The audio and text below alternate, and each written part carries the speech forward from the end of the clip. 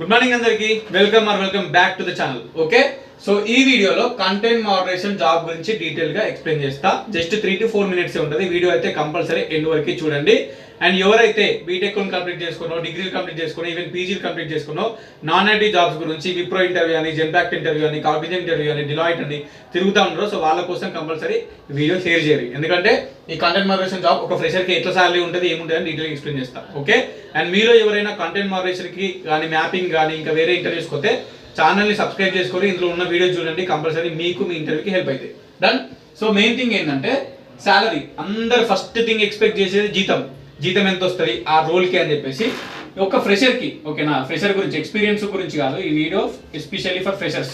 Okay, ఒక ఫ్రెషర్కి ఎంత salary వస్తాయంటే, నాన్ ఐటీ జాబ్ ఇది. సో నాన్ ఐటీలో మనకి నార్మల్గా అరౌండ్ ఒక 14K, 14K, 14,000, 13,700, 800 లేదా 14,000 శాలరీ వస్తుంది.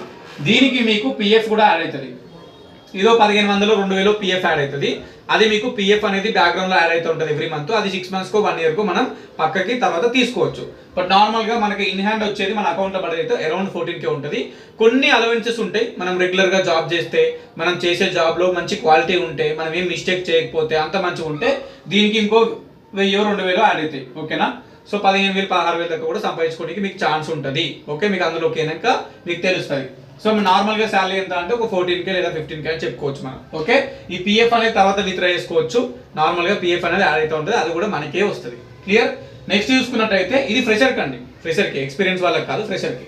నెక్స్ట్ ఇందులో వర్క్ ఫ్రమ్ హోమ్ ఆపర్చునిటీ ఉంటుంది. ఓకేనా, వర్క్ ఫ్రమ్ హోమ్ అంటే ఇంటి నుంచి పని చేసుకోవచ్చు మనం నార్మల్ గా కొన్ని ప్రాసెస్ ఎట్లుంటాయి అంటే, డైరెక్ట్ స్టార్టింగే వర్క్ ఫ్రమ్ హోమ్ ఇస్తారు. ఓకేనా, ఇప్పుడు రీసెంట్ గా మా ఫ్రెండ్ కి మ్యాపింగ్ జాబ్ వచ్చిన తర్వాత ఫస్ట్ డేనే డైరెక్ట్ సిస్టమ్ మొత్తం ఇచ్చి తీసుకోపోమన్నారు. ఫస్ట్ డే నుంచే వర్క్ ఫ్రమ్ హోమ్ ఇచ్చారు. ఓకేనా, వర్క్ ఫ్రమ్ హోమ్ ఇస్తే ఏం సేఫ్ అవుతుంది అంటే, ఫస్ట్ థింగ్ టైం సేఫ్ అవుతుంది.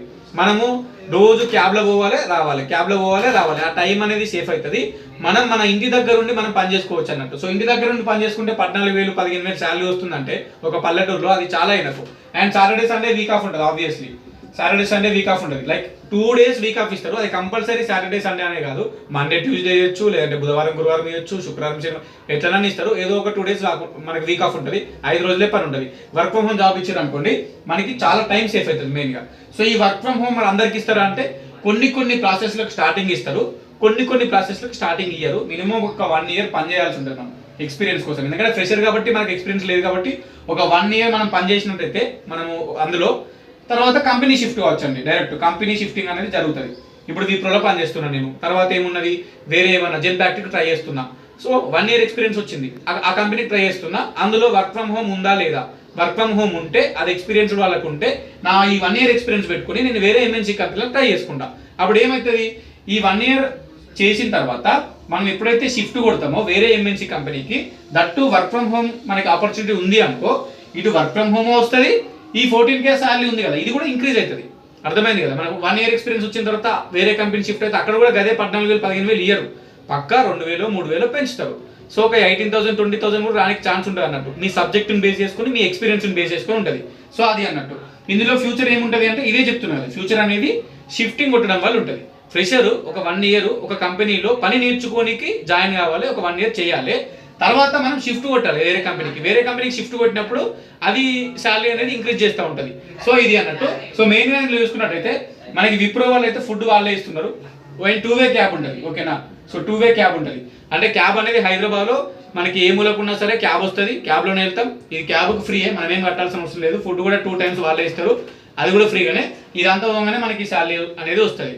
ఓకేనా, సో కొన్ని కంపెనీలు 1-way క్యాబ్ ఇస్తారు. నార్మల్గా విప్రో అయితే 2-way క్యాబ్ ఇస్తుంది. కొన్ని కంపెనీలు ఫుడ్ ఇవ్వవు, కొన్ని కంపెనీలు ఫుడ్ ఇస్తుంది. అది మీరు వెళ్ళే కంపెనీ గురించి ఎంక్వైరీ చేసుకోవాలి, చూసుకోవాలన్నట్టు, నార్మల్గా సెర్చ్ చేసుకోవాలి. దెన్ మనకి ఇందులో చూసుకున్నట్టయితే ఎస్పెషల్లీ కంటెంట్ మోడరేషన్లో నార్మల్గా నువ్వు ఒక ఫ్రెషర్ లాగా జాయిన్ అయితే ఒక రేటర్ అంటారు, రేటింగ్ ఇస్తూ ఉంటావు, నువ్వు నీ పని నువ్వు చేస్తూ ఉంటావు.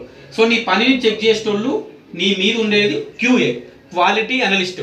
అంటే నువ్వు పని ఎట్లా చేస్తున్నావు అనేది నీ క్వాలిటీని చెక్ చేసేటోళ్ళు క్వాలిటీ అనలిస్ట్. అంటే నీ మీద ఉండే సీనియర్స్ వీళ్ళు. అర్థమైందా. ఈ QA అంటే క్వాలిటీ అనలిస్ట్, నీకంటే కొంచెం సాలరీ ఎక్కువ ఉంటుంది. డన్. ఈ QA కంటే మీద ఉండేటోళ్ళు టీమ్ లీడర్, ఒక టీమ్ని మెయింటైన్ చేసేటోళ్ళు టీమ్ లీడర్ కింద క్వాలిటీ అనలిస్టులు QAలు ఉంటారు, వాళ్ళ కిందనేమో ఫ్రెషర్గా జాయిన్ అయిన మీరు ఉంటారు. సో ఈయనకి ఇంకో కొంచెం సాలరీ ఎక్కువ ఉంటుంది. అందరికంటే పెద్దోడు మేనేజర్ అన్నట్టు. సో నీకున్న కెపాసిటీకి నీకున్న నాలెడ్జ్కి నువ్వు ఒక ఫ్రెషర్ లాగా జాయిన్ అయితే నువ్వు ఒక 1 year ఎక్స్పీరియన్స్ తర్వాత నువ్వే క్యూఏ అవుతావు అండ్ నువ్వే టీఎల్ అవుతావు అండ్ నువ్వే మేనేజర్ అవుతావు. అండ్ కంపెనీ షిఫ్ట్ అయినప్పుడు కూడా నీకు ఆపర్చునిటీస్ దొరుకుతుంది. ఒకసారి నువ్వు కొంచెం మేనేజర్ అయినావు అనుకో, నీ శాలరీ బాగుంటుంది, కొంచెం ప్రెషర్ తక్కువ ఉంటుంది, నీ కిందనే టీమ్ లీడర్ ఉంటారు, నీ కిందనే క్యూఏ ఉంటారు, నీ కిందనే వర్కర్స్ ఉంటారు అన్నట్టు. మన దగ్గర సబ్జెక్ట్ ఉంటే, మన దగ్గర మంచి నాలెడ్జ్ ఉంటే, మన దగ్గర మంచి కమ్యూనికేషన్ స్కిల్స్ ఉంటే ఆబ్వియస్లీ మనం ఈ మేనేజర్ పోస్ట్ కూడా రీచ్ కావచ్చు అన్నట్టు. ఓకే, సో ఇది దీనికి సంబంధించింది. ఏదైతే ఇప్పుడు ఇదంతా చెప్పినో ఈ కంటెంట్ మార్కెటింగ్ జాబ్ది అన్ని నాన్ ఐటీ జాబ్స్ అంతే ఉంటుంది. అది మ్యాపింగ్ అయినా కానీ, నాన్ వాయిస్ అయినా కానీ, ఇంకేదైనా కానీ అన్ని ఇంతే ఉంటాయి. డీటెయిల్గా కూడా వేరే జాబ్ల గురించి కూడా మనం అప్కమింగ్గా వీడియో చేసుకుంటాం. మీకు ఏదైనా డౌట్ ఉంటే కింద కామెంట్ చేయండి, ఆ జాబ్ రోల్ కూడా వీడియో తీసి పెడతా. డన్, అందరికీ ఆల్ ది బెస్ట్. ఉంటా మరి, బాయ్, సైనింగ్ ఆఫ్. మంచిగా ఇంటర్వ్యూస్ అటెండ్ కానీ, 10 ఇంటర్వ్యూస్ అయినా అటెండ్ కానీ, ఒక్క ఇంటర్వ్యూ అయినా క్లియర్ చేయాలి. Done, bye, all the best.